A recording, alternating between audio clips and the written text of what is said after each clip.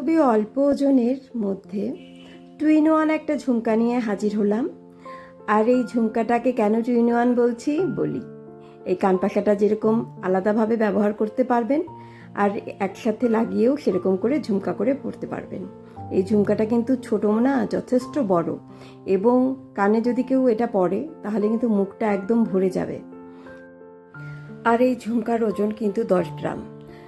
তো 5 গ্রাম করে এক একটা করে ঝুমকা, 10 গ্রামের মধ্যেই এই ঝুমকাটা হয়ে যাবে।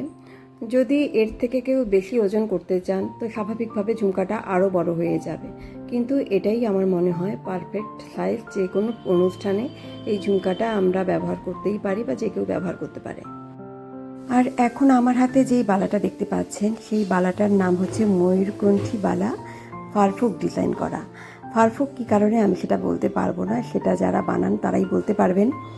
আর এই বালাটা কিন্তু খুবই সুন্দর, দেখতেই পাচ্ছেন পুরোটাই ফাঁপা আর সলিড বালা। এখানে গালা ভরার কোনো উপায় নেই, কেননা পুরোটাই সলিড বালা। আর আপনারা যারা আর কি গালা ভরিয়ে নিতে চান তাদের সেক্ষেত্রে এই ফাঁকা জায়গাটা থাকবে না, সেটা বন্ধ করে দেওয়া হবে, কিন্তু ডিজাইনটা একই রকম থাকবে। সেক্ষেত্রে আপনার ওজন হবে হয়তো 10 গ্রামের মধ্যে এটা বানাতে হবে। আর যেহেতু এটা হচ্ছে সলিড বালা, এর ওজন হচ্ছে 21 গ্রাম। আর 21 গ্রাম না হলে আমরা সবাই জানি একটা সলিড ফাঁপা বালা কখনোই সম্ভব না। তো আপনাদের যাদের ভালো লাগছে এই ফারফুক ময়ূরকণ্ঠী বালা, তাদেরকে বলছি আপনারা একটা স্ক্রিনশট নিয়ে এই বালা বানাতে পারেন।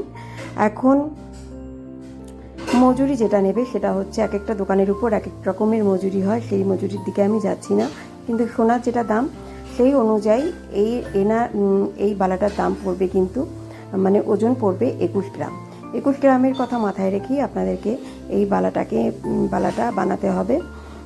তো কেমন লাগলো ডিজাইনটা আমাকে অবশ্যই কমেন্ট করে জানান, এবং নিত্য নতুন ডিজাইন নিয়ে আমি আবার ফিরে আসব। তো সঙ্গে থাকুন আর আমাকে সাপোর্ট করুন এভাবেই। তো আজকের মতো আর ভিডিওটা বাড়াচ্ছি না, সবাই ভালো থাকুন, সুস্থ থাকুন এই কামনাই করি। নমস্কার।